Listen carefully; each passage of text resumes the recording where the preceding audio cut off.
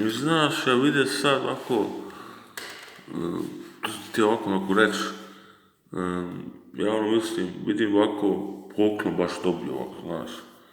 I ja ovako ne znam ko to bije, znaš, šta je sad neka, ja igram se, znaš, glumim, znaš, znate, znam glumit. I ja primijetio neki veksel na kontu. Neko daje ciljom vrfa. Ja ako pitam ko je sad to bijete, znaš, ko daje tu Hrvatima? Ja mislim ovako, ja sam neka riba tu, kao ne ja, nego neki Hrvat, ne znam ko je, nisam ga još našao. Nisam ja dobar ovako u software, jer je to nekada dali software nikako.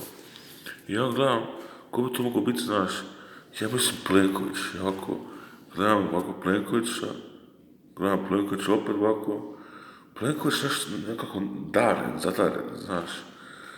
Ja ovako davim ga, idem se kurcu i kažu se ovako, juče, mogu biti sutra pare, ja sam imao intuiciju nekako, jer ako pratiš čovjeka, tamo brune ovako, znaš.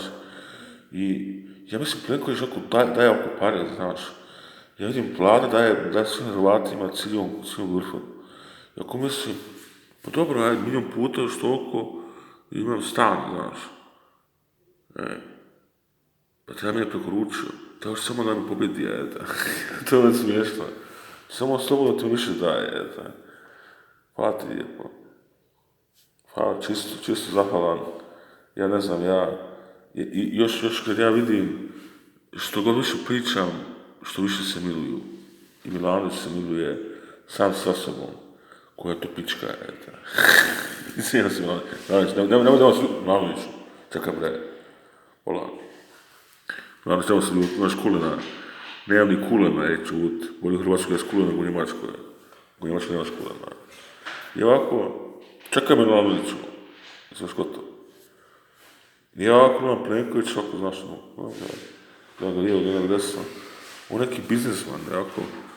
I taj čovjek ima možda 5-7 godina. Nekako je taj neki big, znaš. Ja imam školu, ne znam, nisam izvršavao, pao, ono škola na zanatu, skroz prošao, znaš. Skroz genijalno, ne znam što sam radio, ništa ne znam, ne gledam pare, sve neke bilijoni ima neku akcijama, ne znam što znaš, neke usatnica. Koliko je to? To hleha, ciljovka, ne znam, 2, nema ni 3, znaš. A on tu špahtuluje sa ticom, pravi tu Kroaciju. Evo te, to košta najmanje 4 ili 5, do cijele Europe tu, preko Italije i Njemačke. To je normalno, taj Plenković je fenomenalan, znaš.